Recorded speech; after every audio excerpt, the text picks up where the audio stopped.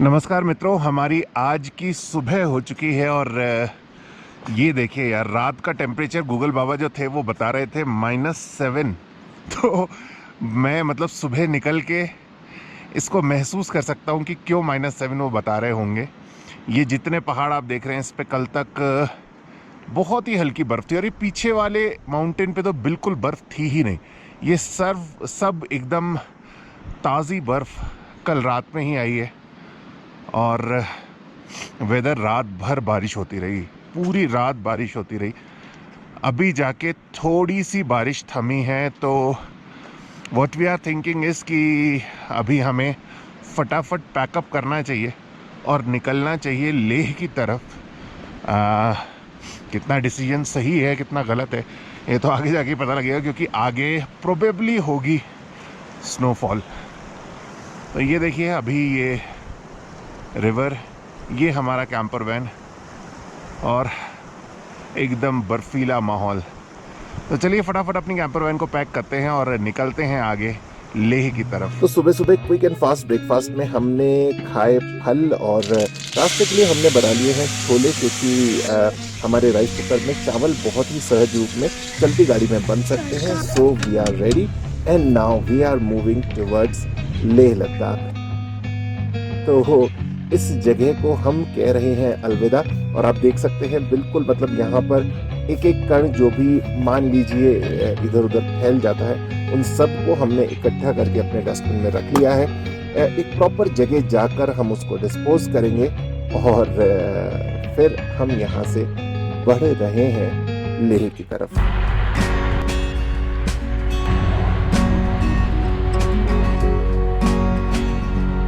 हम निकल चुके हैं दारचा से लेह के लिए, पर एक बहुत छोटा सा बड़ा कंफ्यूजन है कि नीचे लेह के सारे ट्रैफिक को रोक रखा था, मतलब दारचा से पहले जो चेक पोस्ट आती है, और अभी हमें सामने से भी कोई ट्रैफिक आता हुआ नहीं दिख रहा। यहाँ से तो क्योंकि पीछे ट्रैफिक को रोक रखा है इसलिए कोई जा ही नहीं रहा है। अब आगे क्या है, लैंडस्लाइड है, क्योंकि बारिश हो रही थी कल से लगातार। तो ये तो मुझे लगता है आगे जाने के बाद ही पता लगेगा। लेट अस मूव, आगे बढ़ते हैं और देखते हैं क्या मिलता है। रास्ता खुला मिलता है, बंद मिलता है, जो भी मिलेगा आपको ज़रूर बताएंगे।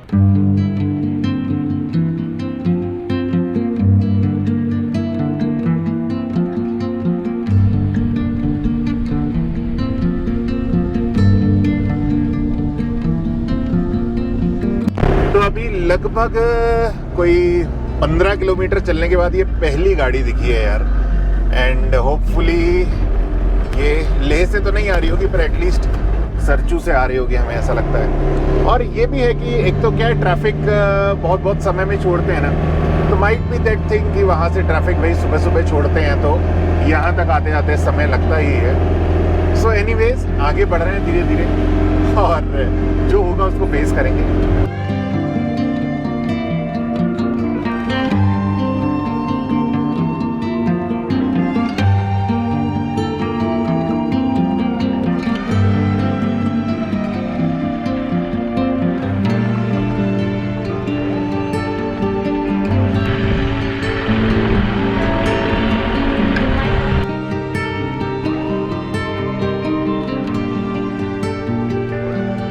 मित्रों, आज पूरी रोड पे एकदम लगभग जीरो ट्रैफिक था और सामने हमें दिख रहे थे बेहद खूबसूरत एकदम सफेद बर्फ की चादर से ढके हुए पहाड़, जो कि संभवतः बारालाचला था, ऐसा हम एज्यूम कर रहे हैं। तो आगे बढ़ते हैं और यार ये जो सामने बर्फ दिख रही है ना, ऐसा लग रहा है एकदम ताज़ी स्नोफॉल है। तो देखते हैं, आगे बढ़ते हैं, क्या मिलता है। बोल रहा हूँ, पहले के ट्रक निकल जाते हैं ना 2-4 तो ठीक रहेगा, क्योंकि रास्ता बर्फ पड़ी है ज्यादा। अच्छा, फुर तो होगी नहीं आपकी, ले जा रहे होगे ना अब तो? ले जा रहे हैं। हाँ, तो थोड़ा सोचना, अगर रास्ता कंजेस्टेड लगता है तो पहले ट्रक को निकल जाने दो 2-4 को, क्योंकि रास्ता क्लियर हो जाएगा, उसके बाद निकल जाओ ऊपर तक। ठीक है। सो प्रिकॉशनरी हम कुछ देर रुक गए जिंगजिंग बार, और जब कुछ ट्रक निकल गए तो हम वापस बढ़े आगे बारालाचला की तरफ।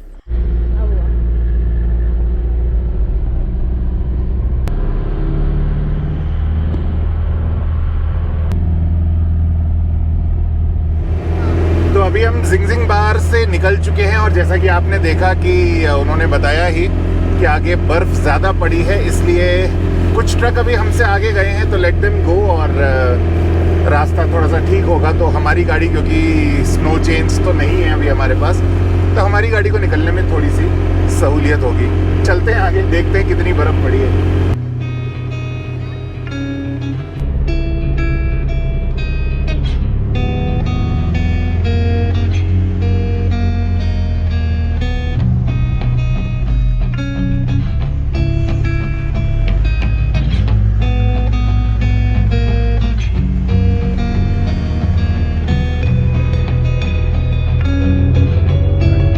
वहाँ से कुछ ही दूर चलने के बाद हमें मिलना शुरू हो गई एकदम फ्रेश पड़ी हुई बर्फ। और यार इस बर्फ को देख के ना, मतलब फ्रेश जो एकदम पड़ती है उसका आनंद ही अलग होता है। तो ये बस रात में ही पड़ी है और अभी देखिए कितना सुंदर नज़ारा हो चुका है। चारों तरफ एकदम एकदम लश ग्रीन बोलते हैं, तो ये लश वाइट है दोनों तरफ और बहुत अच्छा लग रहा है। मतलब मन तो कर रहा है कि यहाँ पर रुक जाए और इसका बर्फ़ का गोला बना के रूह अफ़ज़ा पिया जाए, इसमें मतलब कोई ड्रिंक बना के पिया जाए और थोड़ी सी मौज मस्ती की जाए। पर थोड़ा सा हमारे साथ बाउंडेशन है, क्योंकि हमें बीच में हम अटकना नहीं चाहते ले के रास्ते में, इसलिए थोड़ा सा फास्टर साइड पे मूव कर रहे हैं। पर आगे जाके हमें कहीं तो भी रुकना होगा। जो हमने सुबह छोले बनाए थे और चावल जो हमारे राइस कुकर में ऑलमोस्ट तैयार हो चुके हैं, उन्हें खाने के लिए।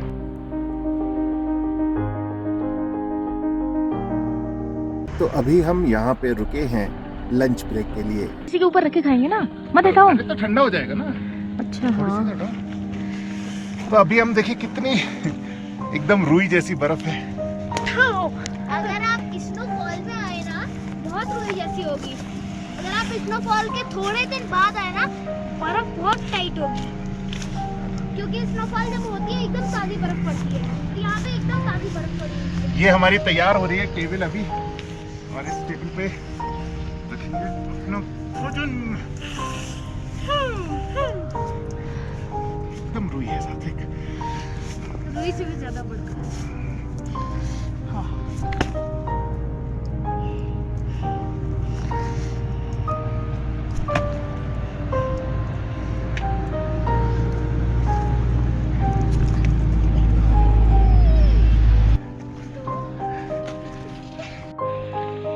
तो अभी हमारे जो छोले बनाए थे वो गर्म हो चुके हैं, गैस बंद कर सकते हैं। टिटी टिटी,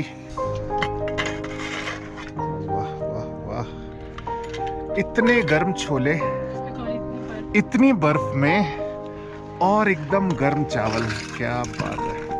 मजा ही आ जाएगा। हाँ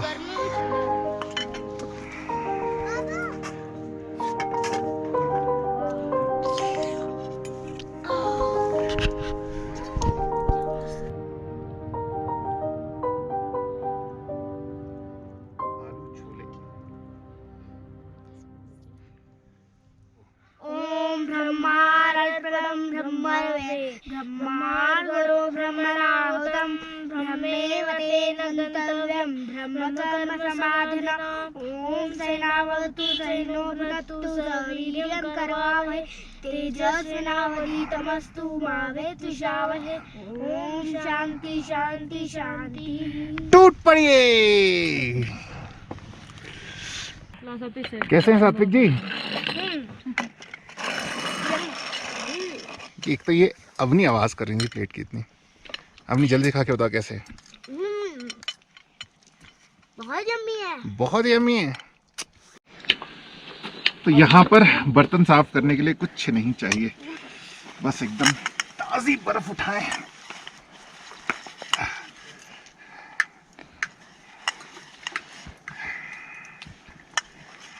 खाने का मन कर रहा है ना, और अपनी प्लेट पर रगड़ के साफ कर लें।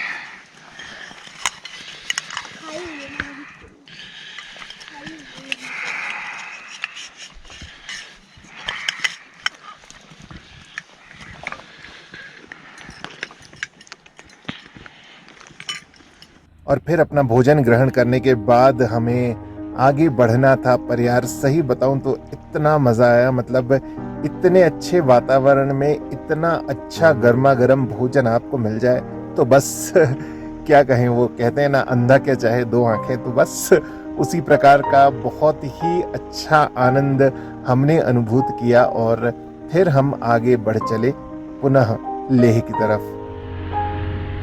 जैसे जैसे अब हम और ऊपर बढ़ रहे थे नज़ारे और ज़्यादा खूबसूरत होते जा रहे थे। आप देखिए मतलब बर्फ़ और ज़्यादा, खैर ये होता भी है जैसे जैसे आप ऑल्टीट्यूड गेन करते हैं, स्नोफॉल वैसे वैसे बढ़ती चली जाती है, तो नज़ारे और अच्छे और बढ़िया और आनंद भी और अधिक आ रहा था। रोड्स स्पेशली यहाँ की बहुत अच्छी हैं, तो इसलिए मतलब इस प्रकार की एडवर्स सिचुएशन में भी गाड़ी ड्राइव करने में या किसी भी प्रकार की कोई दिक्कत ऐसी महसूस नहीं हो रही थी। जो था वो बस सिर्फ आनंद ही आनंद।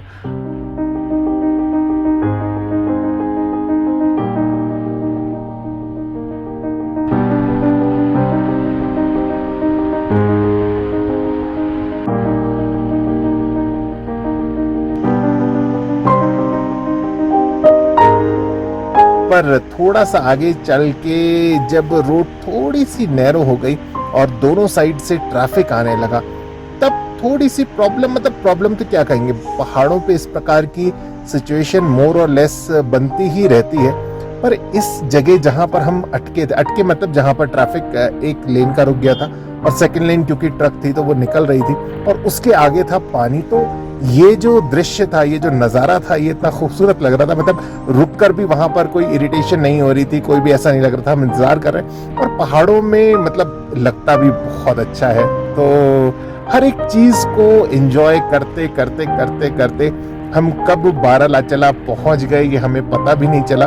और सही बताऊं तो हमें उसका जो एक स्मारक जैसा हर जगह बना रहता है वो भी हमें नहीं दिखा, शायद हम कहीं मिस कर गए।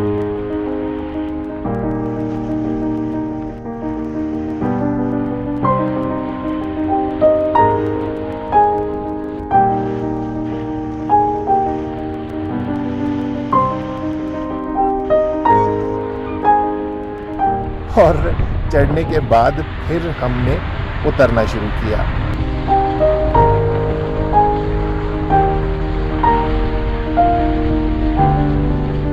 बारालाचला उतरने के बाद से लेकर सरचू आने के पहले तक की जो रोड है ना यार, इतनी मक्खन रोड है, इतनी स्मूथ, और कोई चढ़ाई उतराई नहीं है, मतलब पासेस जैसा कोई कंसर्न नहीं है। सो एकदम पहाड़ के साथ साथ आप चलते हैं, रोड इतनी बढ़िया बना रखी है, आपको दिख ही रही होगी। सो बहुत अधिक समय नहीं लगता आपको उतरने के बाद सरचू तक पहुंचने में।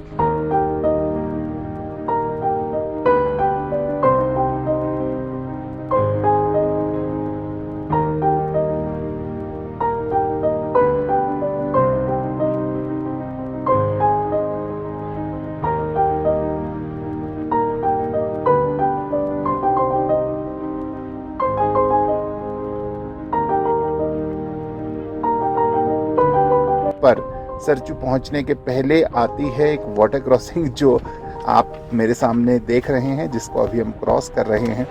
ये वाटर क्रॉसिंग अभी बहुत ठीक स्थिति में है, क्योंकि हम जब पिछली बार आए थे तो यहीं पर हमारी गाड़ी फंसी थी और इससे निकलना वाकई काफ़ी कठिन हो गया था। पर दिस टाइम बहुत ज़्यादा दिक्कत नहीं हुई, इतनी मतलब इतने बोल्डर्स भी नहीं है इस बार वाटर क्रॉसिंग में, तो ईज़िली हम यहाँ से पार कर गए और आगे बढ़े लेह की तरफ।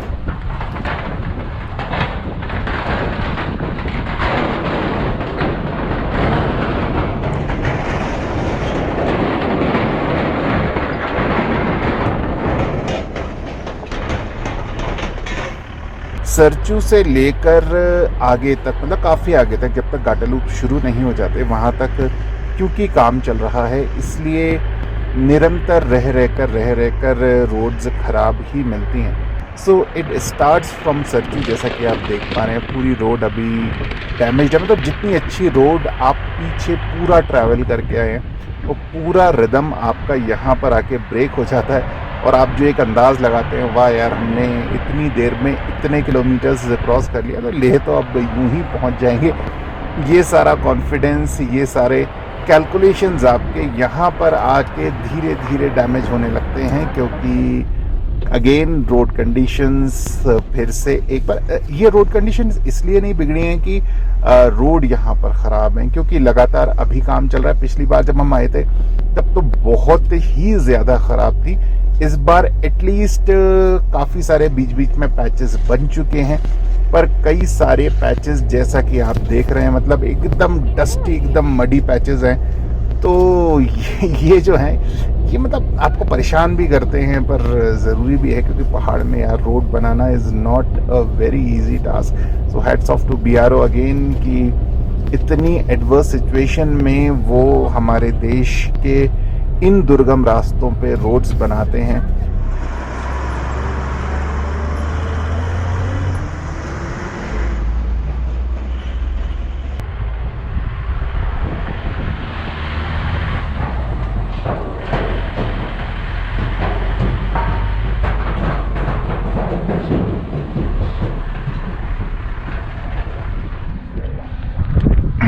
तो अभी यार थोड़ा सा पंग से हम हैं लगभग 40 किलोमीटर पहले। सिर में हल्का सा भारीपन लग रहा था, मुझे लगा थोड़े से फ्रूट्स खाने से ठीक होगा। तो वाटरमेलन अभी हमने काटा है और खाते हैं, थोड़ा सा चिल भी करते हैं, रिलैक्स करते हैं, फिर आगे बढ़ेंगे। तो मित्रों, पंग पहुंचने से लगभग 40 किलोमीटर पहले से शुरू हो जाते हैं गाटा लूप्स, और इन पूरे गाटा लूप्स पे लगभग 21 हेयरपिन 21 हेयरपिन बेंड्स हैं। और इससे भी ज़्यादा महत्वपूर्ण चीज़ ये है कि ये जो आप ट्रैवल करते हैं पूरा गाटा लूप्स का रूट, ये लगभग 17,000 फीट पे ट्रैवल करते हैं, जो कि पर्याप्त हाइट होती है। और इसीलिए एट टाइम्स यहाँ पर आने के बाद बहुत सारे लोगों की तबीयत ख़राब होने लगती है, थोड़ा सा अनईजी फील करने लगते हैं, क्योंकि यहाँ पर हाई ऑल्टीट्यूड होने के कारण ऑक्सीजन लेवल थोड़ा सा कम हो जाता है। ये जो पूरी गाटा लूप्स का डिस्टेंस है 10.3 किलोमीटर्स का है, पर पर्याप्त समय लगता है इस 10 किलोमीटर के डिस्टेंस को कवर करने में, क्योंकि एक तो हेयरपिन बेंड्स हैं, दूसरा रास्ता बहुत नैरो है। एट टाइम्स यहाँ पर कई बार रुक रुक के जैम लग जाता है, जो हमने भी फेस किया। और एक गाड़ी, मतलब 2 गाड़ियों के निकलने के लिए कई जगह ऐसी हैं जहाँ पर बहुत ही कम जगह आपको मिलती है। तो एक लूप का अगर डिस्टेंस माने तो 300 से 600 मीटर आप चलते हैं, फिर एक लूप आ जाता है, फिर 300 से 600 मीटर चलते हैं, फिर एक लूप आ जाता है। तो इन लूप्स को क्रॉस करने में हमें पर्याप्त समय लगा। और यहाँ पर आने के बाद सही बताऊँ तो मेरा स्वास्थ्य भी थोड़ा मतलब सिर में जो भारीपन लगने लगता है, थोड़ी सी शॉर्ट ऑफ ब्रेथनेस जो लगने लगती है, वैसा सब कुछ महसूस होने लगा था। और पर एट लास्ट हमें आगे तो बढ़ना ही था। So we continued.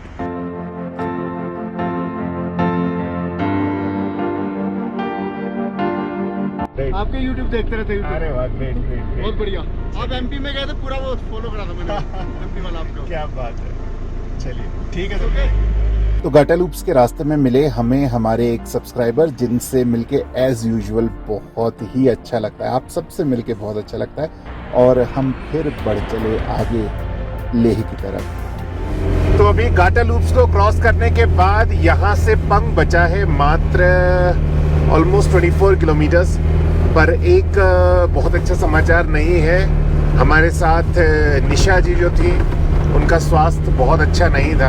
रास्ते में उनको फीवर भी आ गया, शॉर्ट ऑफ ब्रेथनेस भी थी, इस कारण वो वापस निकल गई मनाली की तरफ और हम आगे बढ़ रहे हैं लेह की तरफ। सो आज कहाँ जाके रुकेंगे बिल्कुल अनप्रेडिक्टेबल है, टोटली अनप्रेडिक्टेबल है। कहाँ पहुँचेंगे कंप्लीटली अनप्रेडिक्टेबल है, क्योंकि कुछ भी डिसाइड नहीं कर सकते। अभी बज रहे हैं 4:30। यहाँ से लेह है स्टिल 200+ किलोमीटर्स, तो लेह तो नहीं पहुँच सकते ये तो फॉर श्योर। कहाँ पहुँचेंगे कहीं भी, मतलब थोड़ा सा लोअर एल्टीट्यूड पे जाके नाइट होल्ड लेंगे तो मुझे लगता है स्वास्थ्य के दृष्टिकोण से अच्छा रहेगा। तो पंग के बाद वैसे भी सड़क अच्छी है, क्योंकि पिछले साल हम आ चुके हैं। तो यहाँ से पहुँचते हैं पंग, वहाँ से टांगलांगला और टांगलांगला क्रॉस करके फिर देखते हैं कहाँ पर रुकना है आज। सो अभी हम क्रॉस कर रहे हैं लाचुंगला, जो लगभग 16,000 समथिंग फीट की हाइट पर है, और इसके बाद मुश्किल से 20 किलोमीटर ट्रैवल करने के बाद आ जाता है पांग। और यहाँ से पांग तक का जो रोड है ना, वो क्योंकि गाटर लूप्स खत्म हो गए हैं तो हेयर पिन बेंड्स नहीं है। रोड ऑल्दो अभी भी नैरो है, पर शाम हो चुकी है इसलिए बहुत अधिक ट्रैफिक नहीं है, तो हमें उतनी दिक्कत नहीं हो रही गाड़ी चलाने में, मतलब अपनी कैंपर वैन ड्राइव करने में। सो वी आर ट्राइंग कि कितने बजे तक हम पांग पहुंच जाएंगे, उस हिसाब से डिसाइड करेंगे कि पांग से आगे हमें बढ़ना है या नहीं बढ़ना है। क्योंकि पांग से आगे अगर हम जाते हैं तो फिर अगेन रोड तो बहुत अच्छी है, पर फिर सीधा टांगलांगला क्रॉस करके ही आपको कुछ मिलने वाला है, जो कि अगेन है लगभग 100+ किलोमीटर का डिस्टेंस। सो डिसाइड करना पड़ेगा क्या करना है क्या नहीं करना है। अभी तो बहुत ही कंफ्यूज स्टेट ऑफ माइंड में है, क्योंकि पंग का यार ऑल्टीट्यूड जो है ना वो बहुत हाई है। तो देखते हैं खैर पंग कितने बजे तक पहुंचते हैं।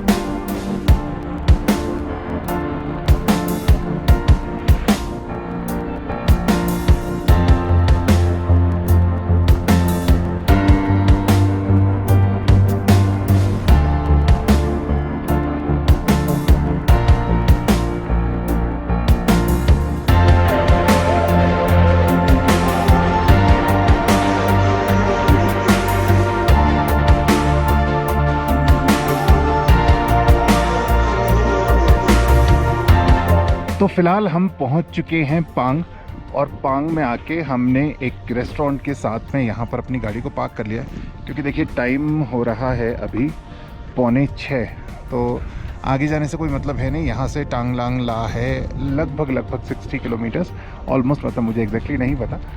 तो फिलहाल हम यहाँ पर रुकने वाले हैं आज रात को। कल सुबह यहाँ से निकलेंगे कहाँ के लिए? लद्दाख के लिए। सो पांग में क्योंकि नेटवर्क भी नहीं था, इसलिए करने के लिए बहुत अधिक कुछ था नहीं। रात भी हो चुकी थी, भोजन भी कर लिया था। सो हम चारों बैठ गए और खेलने लगे लूडो ऑफलाइन। खूब मज़ा आया। मतलब देखिए ये सब चीज़ें शायद जीवन में बहुत पीछे छूट जाती हैं, क्योंकि उम्र का फ़र्क देखिए ना। मतलब अवनी 6 साल की है, मेरी उम्र लगभग 38, तो एक बहुत बड़ा गैप है। पर एट टाइम्स हम सब एक उम्र के होते हैं, एक समान होते हैं, और एक दूसरे से निरंतर कुछ ना कुछ सीखते रहते हैं। तो चलिए इस प्रकार इस जर्नी को बढ़ाएंगे अगले व्लॉग में आगे। पांग से हम लेह कैसे पहुंचे, रास्ते में हमने क्या किया सब कुछ आपको बताएंगे। अपना ख्याल रखिएगा, स्वस्थ रहिएगा, खुश रहिएगा। शीघ्र मिलेंगे। नमस्कार। चलानी थी मुझे भैया को मारना था। वो जा रही थी 1 2 3 6 खोले अपनी पापा चलिए और मम्मा की भी जान होती ली ये रहा 3